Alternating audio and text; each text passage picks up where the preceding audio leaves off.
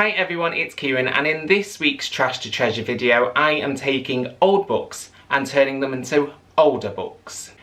If you like this video, please do give it a thumbs up and consider subscribing to my channel for lots more Trash to Cash projects. So if you're looking for a stack of old books that you want to use for decor or for display, I have come up with a technique where I take new or not wanted second-hand books and turn them into this older style book using faux marble end papers and leather edge bindings with raised spine detailing.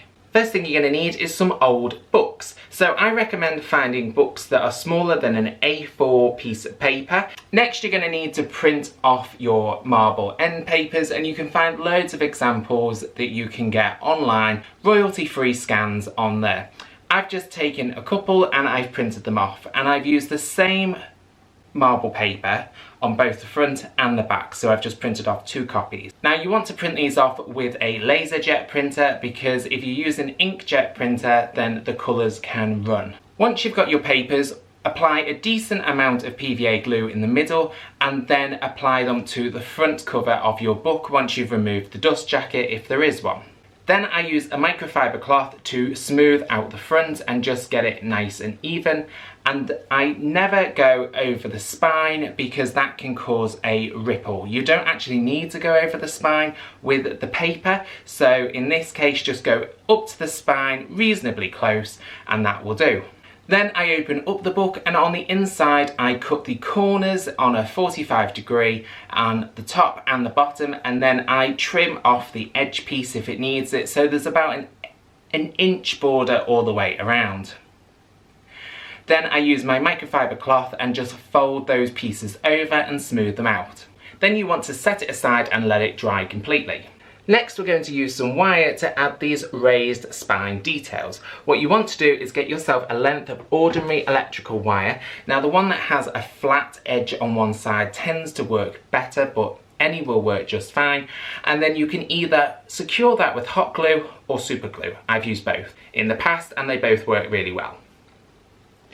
Again, let that fully dry and then you can age your book. Now to age your book, I like to use my trusty burnt umber and water solution again, and I apply that on the edges of the pages. And then I also will apply it to the front cover of the book just to give it that little bit of an aged effect. If you apply it on really quickly and then wipe it off with a microfiber cloth, it just gives you that slight signs of age. Next I'm going to use leather to bind the edges of the book. You can use faux leather, you can use real leather. I happen to just have some leftover real leather handy, so I am using that. Regardless of whether it's new or faux, you want to seal it on the inside. So apply a thin coat of PVA glue all over the leather on the inside, and that will just help seal it. Now if you're also using real leather, the thinner the leather the better. You can easily find remnants of bookbinders leather on eBay, which is particularly thin and works very well for this. Next we need to cut our leather. So you want to cut your leather so that it is about roughly an inch at either end larger than your book.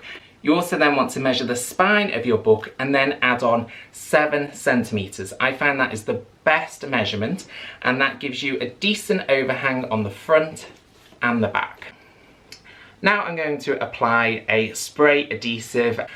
I'm going to spray my leather with an even coat and let it sit for a minute to get tacky, and then I'm also going to spray the spine of the book just to get that tacky as well, so they have a good contact when they go together. Next you want to place your leather, and you want to try and get it even on both the front and the back. And then you want to push it down, and push it down particularly on either side of where you have added the wire, just to get really nice detail on those ridges. Then you want to use a bone folder, and you want to really push that down. Now if you haven't got a bone folder, a plastic ruler or something like that will work just great, and I've used those for a long time. And you want to really push into the crease where the book will open and close and get that nice and sort of pushed in there so you don't get any ripples when you open and close your book. Now on the inside of the book you will have little tabs that you will need to make and glue over. So I usually find by the point that I'm ready to do this, the spray adhesive is no longer that tacky, so I apply a little spray more and then I pull it over. And someone's sneezing all over the place. You then want to cut little V's out at the top where the spine joins the book covers, and then tuck those over with a little bit more spray adhesive. You will need to open the book up so that the covers come almost all the way down and it looks like one of those Star Wars fightery things. And then you want to push your leather inside for a neat finish. Then let your book sit for a little bit just to let that glue really get good and stuck. Next, what I like to do, just to give them a little bit more polish, is glue the inside piece of paper to the edge, and that just finishes it off really nicely. So what you want to do is apply a blob of PVA glue in the middle and then spread outwards. You don't want to pull that glue inwards, otherwise you can end up gluing the rest of your pages together.